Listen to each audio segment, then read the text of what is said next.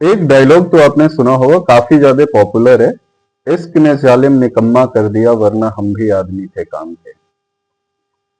तो यही वाली चीजें कहीं ना कहीं मार्केट के अंदर भी अप्लाई होकर के चलती है।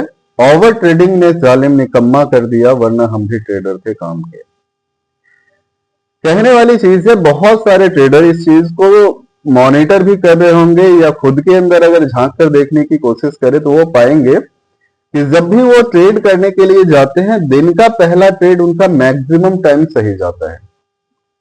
ओवर ट्रेडिंग दोनों ही कंडीशन में किया जाता है, इस चीज को पहले से माइंड में रख करके चलना जरूरी है।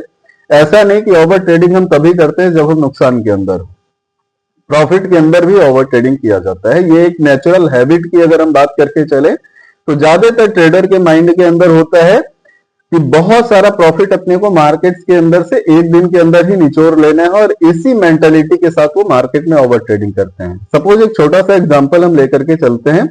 दिन का पहला ट्रेड है, ट्रेड पंच किया और प्रॉफिट के रूप में अपने को 5,000 रुपए मिल गए।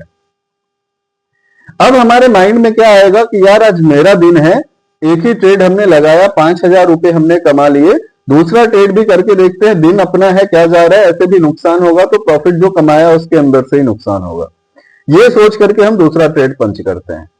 थोड़ी देर के लिए हम मान लेते हैं कि दूसरा ट्रेड हमने पंच कर लिया, उसके अंदर भी अपने को 2,000 का प्रॉफिट हो गया। नेट प्रॉफिट कितना हो गया? 7,000 रुपए का हो गया। सही। अब माइंड के अंदर वो जो कन्विक्शन वाली चीजें है ना, वो काफी ज्यादा हाई हो जाती है कि आज मेरा दिन है, आज अपन जो लगा देंगे वो सही हो जाएगा।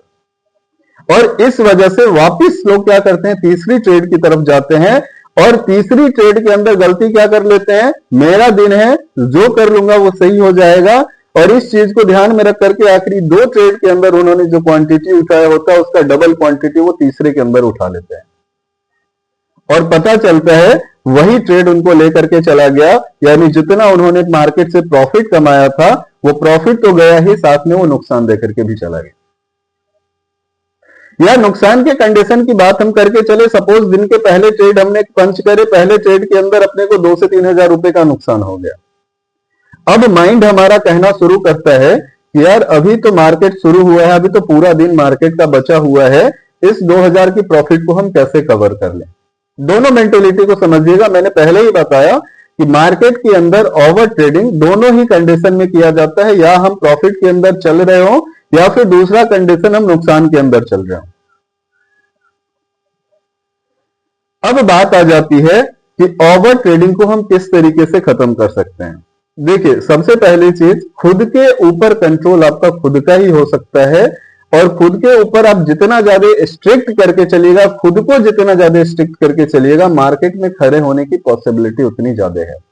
एक बात हमें बता करके चलिएगा, ओवर ट्रेडिंग करके कितने बंदे ने कमाया है। मैं रिसेंट एक एग्जांपल ले रहा हूं।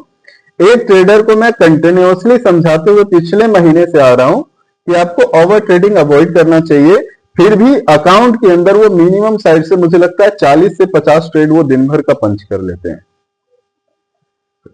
40 से 50 ऑर्डर कहने का मतलब है कि 20 बाई और 20 सेल। 40 ट्रेड अगर हम एक दिन के अंदर करके चलेंगे, हम मार्केट में कहां तक सस्टेन रह पाएंगे।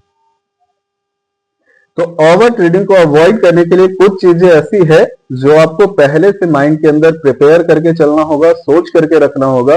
एक चीज हमें बताइएगा, अगर आपको दिन का कोई एक काम दे दिया जाए तो आप बेहतर तरीके से करोगे, या दिन भर के अंदर आपको 100 काम दे दिया जाए तो बेहतर तरीके से करोगे। आप खुद के ऊपर रिलेट करके आंसर देने की कोशिश कीजिएगा, आप किसके अंदर ज्यादा बेस्ट काम करके दोगे। अगर दिन भर का आपको कोई एक काम दे दिया जाए, उसके अंदर आप पूरा एफर्ट डाल करके अगर आप काम करते हो तो ज्यादा बेस्ट तरीके से आप काम करोगे, या दिन का अगर 100 काम दे दिया जाता है तो आप ज्यादा बेस्ट काम करोगे। जाहिर सी चीज है, आंसर हमारा क्या होगा कि जितना कम काम रहेगा हमारी एक्यूरेसी भी उतनी बेहतर होगी और हमारा रिजल्ट भी उतना बेहतर होगा। सही। यही चीज मार्केट के अंदर भी है।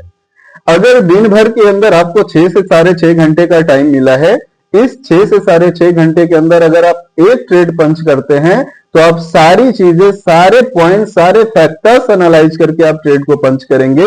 और इसी मार्केट के अंदर अगर आप 6 घंटे के अंदर 10 ट्रेड पंच करने के लिए जाएंगे तो सिर्फ वहां पे आपका इमोशन ट्रेड कर रहा होगा, एनालिसिस ट्रेड नहीं कर रही होगी। चीजों को फैक्ट के अनुसार सोचना चाहिए। और अगर हम यहां पे देख करके चले, ओवर ट्रेडिंग करके कितने को प्रॉफिट हुआ? आपने प्रॉफिट कमा लिया क्या? नहीं कमाया। तो जब हम ओवर ट्रेडिंग करके प्रॉफिट नहीं कमा पा रहे हैं तो बेहतर है ना कि जिन चीजों से अपने इनकम जनरेट नहीं हो रहा उन चीजों को जितनी जल्दी हो उतना जल्दी अपन छोड़ करके हट जाए। सही। तो मार्केट के अंदर अगर आप सस्टेन करना चाहते हैं तो कोशिश करें नंबर ऑफ ट्रेड हमारा कम हो, बट उस कम नंबर ऑफ ट्रेड के अंदर भी क्वालिटी हमारा ज्यादा हो। जितना नंबर ऑफ ट्रेड आप कम करके चलेंगे आपकी ट्रेड की क्वालिटी उतनी बेस्ट होगी। जितना ज्यादा आप ट्रेड करके चलेंगे क्वालिटी धीरे धीरे रिड्यूस होते चले जाता है। तो ओवर ट्रेडिंग करना भी हमारे हाथ के अंदर है, इसको कंट्रोल करना भी हमारे हाथ के अंदर है। और इसको कंट्रोल करने का सिंपल सा तरीका है कि हम एक सही चीज माइंड में सोच करके चलें कि हमारे लिए बेस्ट क्या है, हमारे अकाउंट के लिए बेस्ट क्या है। और जिस दिन हमने ऐसा सोच लिया ओवर ट्रेडिंग ऑटोमेटिक वहां से खत्म हो जाएगा।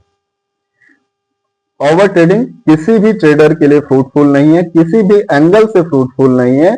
और इस चीज को आप जितना जल्दी समझ करके चलेंगे आपके लिए उतना बेस्ट है। उम्मीद है आपको समुचित आंसर मिला होगा। अभी भी आपके माइंड में कोई कंसर्न है तो आप पूछ सकते हैं, मैं उन सारे कंसर्न्स के आंसर देने की पूरी कोशिश करूंगा। तब तक के लिए करते हैं अपन फिर किसी नए वीडियो के अंदर डिस्कस। Thank you.